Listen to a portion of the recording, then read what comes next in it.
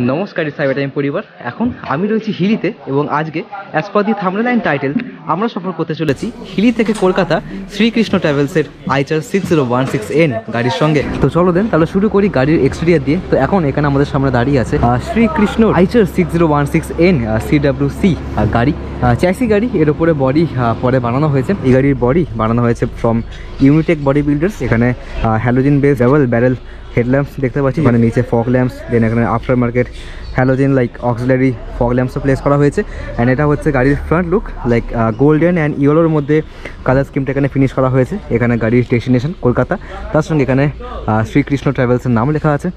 এবং এই হচ্ছে গাড়ির ওভারঅল সাইড প্রোফাইল। 11.5 মিটারের গাড়ি, সামনে থেকে একদম পেছন অব্দির গাড়ির লেন্থ এখানে হচ্ছে 11.5 মিটার। এবং এটা হচ্ছে পুরো এই গাড়ির সাইড প্রোফাইল। তোমরা বলো তোমাদের এই গাড়ির কালার স্কিমটা এখানে কেমন লাগছে। আর যদি আমি কথা বলি একদম রিয়ার প্রোফাইলের ব্যাপারে, তো এখানে আমরা দেখতে পাচ্ছি এই গাড়ির একদম রিয়ার মোস্ট সেকশন। এখানে কিন্তু খুবই ব্ল্যান্ড লুকিং রিয়ার, কোনো কিছু লেখা টেখা তেমন কিছুই এখানে কিন্তু করা নেই। জাস্ট অপারেটরের নাম, কন্ট্যাক্ট ইনফরমেশন লেখা আছে, বডি বিল্ডার্সের নাম, কন্ট্যাক্ট ইনফরমেশন, দেন এখানে রিয়ার আর কি টেল ল্যাম্পসের প্লেসমেন্ট করা আছে। Brake lamp, indicator, reverse light, নিচে ওখানে রিভার্স ফগ ল্যাম্পও এখানে দেওয়া আছে। অ্যাপার্ট ফ্রম দ্যাট গাড়িতে কিন্তু এছাড়া কোনো রকম আদার্স কিছু এখানে কিন্তু প্লেস করা নেই।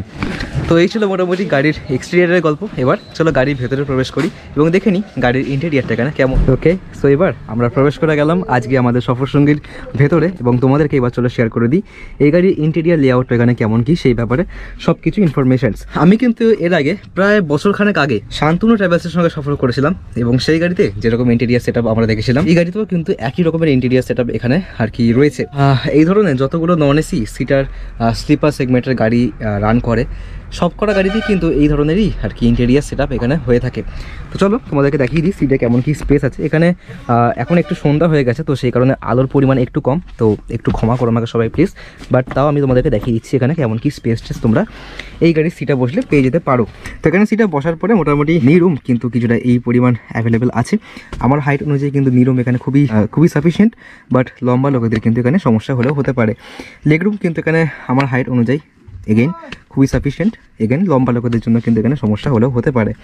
বিহাইন্ড দ্য সিট এখানে একটা গ্র্যাব করার জন্য handle, hook and bottle holder, যেটা নষ্ট হয়ে গেছে, এটা কিন্তু কোনো কাজের নয় বাট দেওয়া আছে। অ্যান্ড তার সঙ্গে এখানে charging socket, I don't know এগুলো ওয়ার্ক করে কিনা, যতদূর সম্ভব এগুলো কাজ আর করে না। বাট অ্যাপার্ট ফ্রম দ্যাট এখানে আমরেস্ট দেওয়া আছে 3খানা। সিটগুলো এখানে রিক্লাইন হয় এবং সিটগুলোর রিক্লাইন অ্যাঙ্গেল কিছুটা এরকম, মানে সিট রিক্লাইন করার পরে আমি কিছুটা এরকমভাবে বসছি, খুবই কমফোর্টেবল। রিক্লাইন করার পরে কিন্তু এখানে কমফোর্টেবল অনেকটাই পরিমাণ বেড়ে যায়। এবং অ্যাপার্ট ফ্রম সিটার এখানে স্লিপারও, এখানে স্লিপার সেকশন আছে, স্লিপার বেডস এখানে আমি তোমাদেরকে খুব একটাও ডিটেলসে দেখাচ্ছি না, বিকজ এইসব গাড়ির স্লিপার যে বেডসগুলো, এই বেডগুলো কিন্তু দুজন মিডিয়াম সাইজ অ্যাডাল্টসের জন্য কিন্তু বিশাল পরিমাণ টাইট। তো একদম রোগা পাতলা দুজন মানুষই কিন্তু এই স্লিপার বেডগুলোতে আসতে পারবে। একটু যদি কেউ হেলদি পার্সন, মানে দুজনেই যদি হয়ে যায়, তাহলে কিন্তু এই গাড়িতে স্লিপারে বিশেষ করে জার্নি করাটা একটু টাফ। যারা আমার শান্তনু ট্রাভেলসের ভিডিওটা দেখোনি, আই বাটনে আমি লিঙ্ক দিলাম, তো সেখানে আমি আরও ক্লিয়ারভাবে ডিটেলস এক্সপ্লেন করেছি সব কিছু। তো তোমরা গিয়ে সেই ভিডিওর কিংবা সেই বাসের ইন্টেরিয়ারের পার্টটুকু দেখতে পারো। একদম শেষে এখানে 5খানা সিট প্রোভাইড করা হয়েছে। লাস্টের একদম আগের সিটগুলো পর্যন্তই কিন্তু এখানে সিট রেক্লাইন হয়, একদম শেষে কিন্তু এখানে সিটগুলো রেক্লাইন করা পসিবল না। তার সঙ্গে এখানে কিছুটা এই ধরনের কার্টেন্স প্রোভাইড করা হয়েছে। কার্টেন্স নিয়ে আমি কোনো কথা বলতে চাই না, বাদ দাও। এবং তার সঙ্গে সিকিউরিটির জন্য এখানে কিন্তু এসওএস বাটনও প্রোভাইড করা হয়েছে। সো এই ছিল মোটামুটি গাড়ির ইন্টেরিয়ার। এইসব গাড়ির ইন্টেরিয়ার কিন্তু কিছুটা এই রকমেরই হয়ে থাকে, তো সেই কারণে বেশি পজিটিভ কিংবা নেগেটিভ ওয়েতে যাওয়ার এখানে দরকার নেই। কারণ কলকাতা হিলি রুটে যারা নন এসি বাসের সঙ্গে ট্রাভেল করতে চাও, তাদের কাছে কিন্তু একমাত্র এনবিএসটিসি রকেটটাই এখানে I believe one of the best option. Apart from that non AC সেগমেন্টে কিন্তু এই ধরনের সিটার স্লিপার গাড়িগুলোই আছে, যেগুলো তোমাদেরকে কিন্তু এখানে কনসিডার করতে হলে হতে পারে।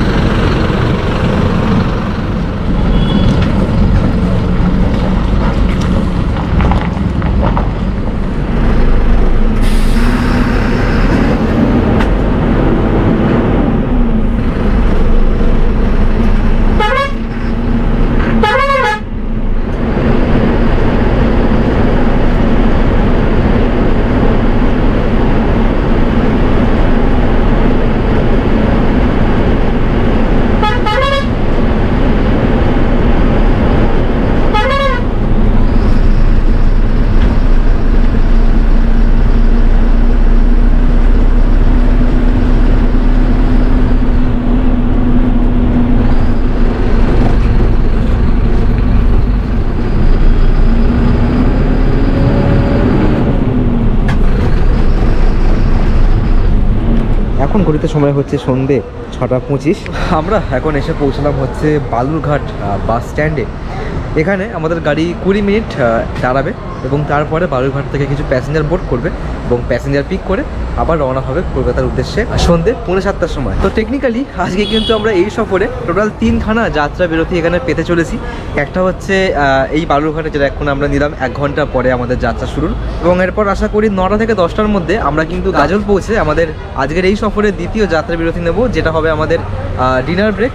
এবং তারপরে সকালবেলা 3টে কি 4টে সেই সময় আমরা কৃষ্ণনগর পৌঁছাবো এবং কৃষ্ণনগর পৌঁছে আজকে আমরা এই সফরের তৃতীয় যাত্রা বিরতি নেব।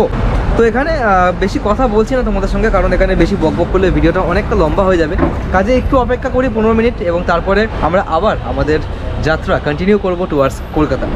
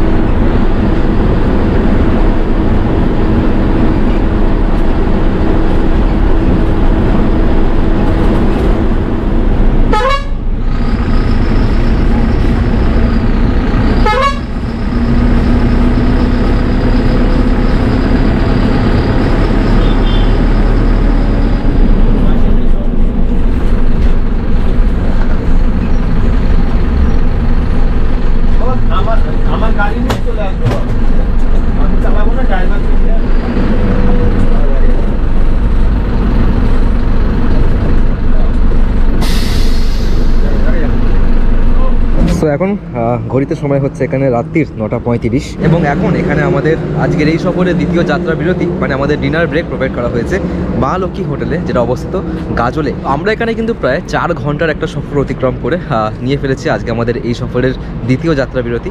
আমি এই ফুটেজটা রেকর্ড করছি আমার ডিনার শেষ করে, তো কাজেই আমরা ব্রেক নিয়েছিলাম প্রায় আরও 15 মিনিট আগে। তো আমরা কিন্তু 4 ঘন্টার মধ্যে হিলি থেকে গাজল পৌঁছে গেছি। এবার আমাদের অতিক্রম করতে হবে আগের রাস্তা।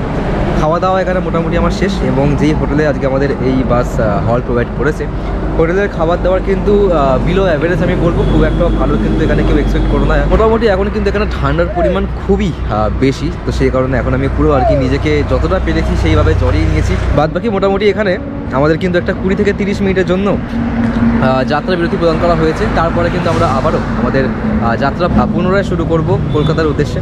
তো চলো, আমার খাওয়া দাওয়া তো এখানে প্রায় শেষ, এবার গাড়িতে উঠি এবং কন্টিনিউ করি আমাদের আগের সফর টুয়ার্ডস কলকাতা।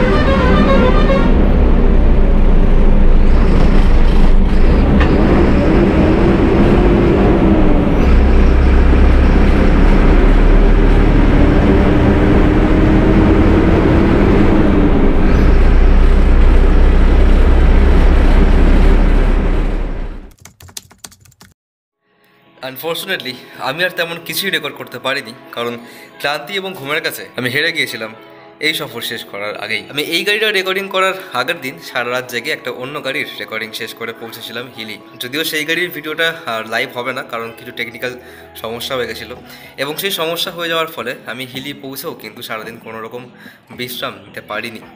কাজেই সেই ফলে রাত্রের ডিনার শেষ করতেই আমার শরীর জবাব দিয়ে দিয়েছিল। আমি আন্তরিকভাবে ক্ষমা চাইছি সকলের কাছে মাঝপথেই ভিডিওটা শেষ করার এবং ভালোভাবে ভিডিওটাকে প্রেজেন্ট করতে না পারার জন্য। যাই হোক, এবার চলো তোমাদেরকে কয়েকটা গুরুত্বপূর্ণ জিনিস শেয়ার করে দিই অ্যাবাউট দিস বাস সার্ভিস, এবং তারপরে আমরা কথা বলে নেবো এই গাড়ির পজিটিভ এবং নেগেটিভ পয়েন্টগুলোকে নিয়ে।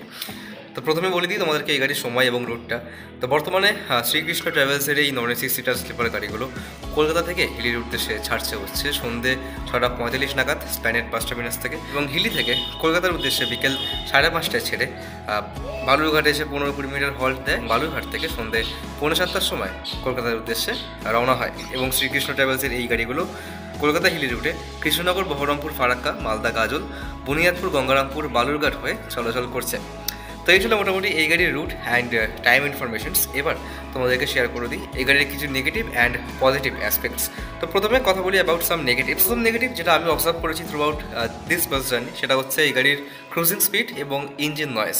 আমি জানি না গাড়িতে কী সমস্যা বা কী ফল্ট ছিল, বাট গাড়ি 65-70-এর ওপর যেতেই পারছিল না। আই ডোন্ট নো ভাই। গাড়িতে কোনো রকম গুডস ক্যারি করা হচ্ছিল না, ইভেন প্যাসেঞ্জারও গাড়িতে খুবই কম ছিল, বাট তা সত্ত্বেও কিন্তু গাড়ি 63-65, ম্যাক্সিমাম 70, ডাউন স্লোপ থাকলে 70-এর কাছাকাছি যাচ্ছে, তার উপর আর গাড়ি যাচ্ছে না।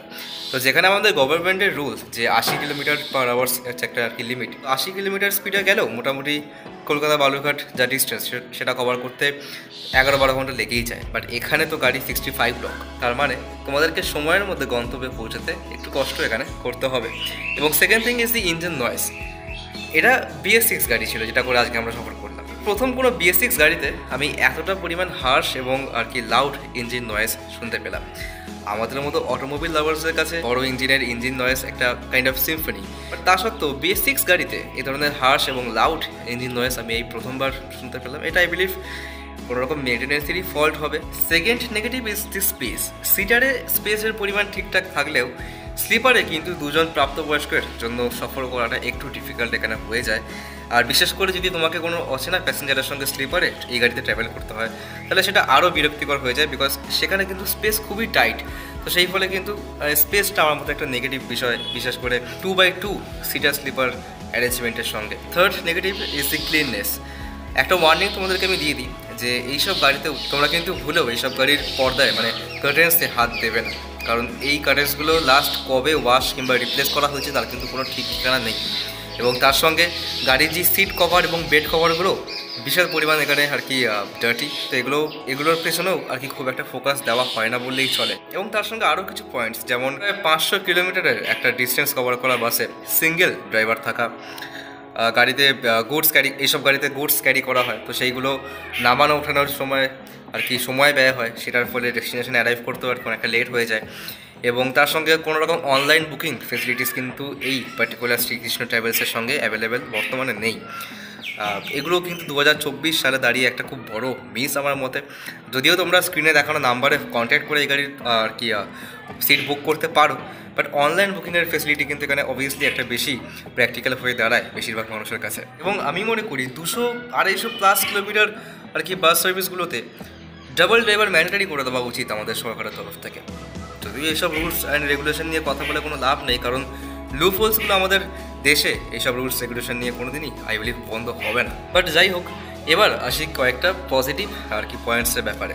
তো প্রথম পজিটিভ যেটা আমার মনে হয়, এই গাড়িগুলোর ফেয়ার 400 ফর সিটার এবং 500 for sleeper end to end ভাড়ার সঙ্গে এই গাড়িগুলো এই রুটে রান করছে। যদি আমি এটাকে কম্পেয়ার করি NPSTC রকেট বাসের সঙ্গে, তো সেখানে মাত্র আই বিলিভ 40 টাকার ম্যাক্সিমাম ডিফারেন্স। যদি সেই গাড়িতে প্যাসেঞ্জার ফুল হয়ে যায় এবং সেই গাড়িতে তোমরা টিকিট বুক করতে না পারো, তাহলে কিন্তু এই বাসগুলো একটা ভালো বিকল্প সেই জায়গায়। Second positive is the service itself, কারণ হিলি থেকে কলকাতা রুটে কিন্তু বাস সার্ভিস খুবই limited compare to Balurghat Kolkata. Balurghat থেকে অনেক বাস আছে, হিলিতে সেটা একটু কম। যদিও বেশিরভাগ প্যাসেঞ্জার কিন্তু আর কি বালুরঘাট গঙ্গারামপুর থেকেই গাড়িতে বোর্ড করে, বাট তাও এটা কিন্তু হিলিবাসীদের কাছে একটা খুবই অ্যাপ্রিসিয়েট করার মতো জিনিস যে আর কি হিলি থেকে ডিরেক্ট কলকাতা আসার জন্য স্লিপার সিটার বাসগুলো রান করছে ডেলি। তো এটা একটা খুবই ভালো পজিটিভ আমার মতে।